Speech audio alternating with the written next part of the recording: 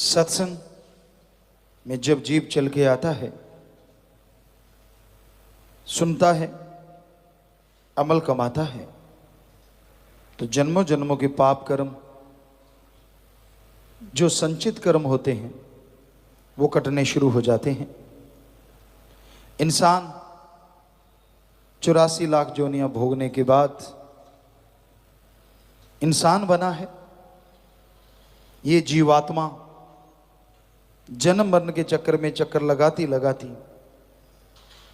बिल्कुल आखिर में मनुष्य शरीर को हासिल करती है।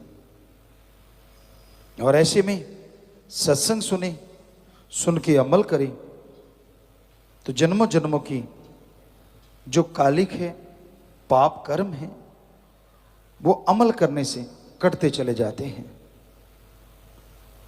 इंसान मालिक ने आवागमन से मुक्ति के लिए बनाया है और सत्संग में ये सिखाया जाता है कैसे जन्म मरण से मोक्ष मिलेगा, कैसे जीते जी गम दुख दर्द चिंताओं से मुक्ति मिलेगी। और उसका एकमात्र उपाय सेवा और सुमरन है। परहित परमार्थ के लिए जो आदमी इंसान तन मन धन से सेवा करता है, दीन दुखियों की मदद करता है, भगवान वो अल्लाह, वो वाहिगुरु, वो राम उसके जन्मों जन्मों के पहाड़ जैसे पाप कर्मों को कंकर में बदल देता है। लगातार सेवा सुमरन से उस कंकर की चुभन भी महसूस नहीं होती। इसलिए सत्संग में आओ, सुनो और अमल करो। सत्संग में सिर्फ बैठने से आप भाग्यशाली नहीं बन सकते। नए भाग्य अगर बनाने हैं, अच्छे भाग्य बनाने हैं, तो सत्संग सुन के अमल करना पड़ेगा। संत पीर फकीर कहते हैं सुमरन करो और सेवा करो, मालिक से ख्याल जोड़ के रखो। बाकी आपका मन है, मन मते क्या पता आपको कहां से कहां ले जाए, कब नरक में गिरा दे, कुछ पता नहीं। अपना अहंकार, अपनी खुदी को मिटा के रखो। जब तक अहंकार खुद ही नहीं मिटेगी, मालिक की प्राप्ति संभव नहीं है, उसकी खुशियां संभव नहीं है। इसलिए आप प्रभु के नाम का सुमरन कीजिए, दीन दुखियों की मदद कीजिए, मालिक से ख्याल जोड़ के रखिए। फालतू की बहसबाजी, फालतू की लड़ाई झगड़ों में मत पड़ो, शांत चित्त रहो।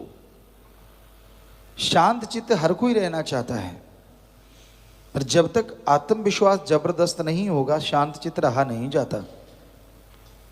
उसके लिए आप सुमरन कीजिए, सेवा कीजिए, तो आप शांत में जिंदगी गुजार सकते हैं, अपनी भावना को काबू कर सकते हैं। इसलिए मालिक का नाम जपते हुए, मालिक की भक्ति इबादत करते हुए आप सेवा में ध्यान लगा के रखिए। यकीनन आपके पाप कर्म कटेंगे, आपकी गंदी सोच बदलेगी। बुरे कर्म सबसे पहले गंदी सोच से शुरू होते हैं। जब तक आदमी अपने अंदर की गंदी सोच को काबू नहीं करता, कोई पता नहीं कब बुरे कर्म करने लग जाए। दोमट माटी, मुल्तानी माटी, चिकनी माटी जिसे बोलते हैं, उस पे पानी पड़ा हुआ है, उस पे चलना हो तो आपको पता है जो जाल चलते हैं, अंगूठे उंगलियां उसमें दबा दबा के चलना पड़ता है। जरा सा ध्यान इधर हुआ नहीं कि पांव क्या पता कब फिसल जाए। वैसे ही इस संसार में मन इंद्रियां हैं।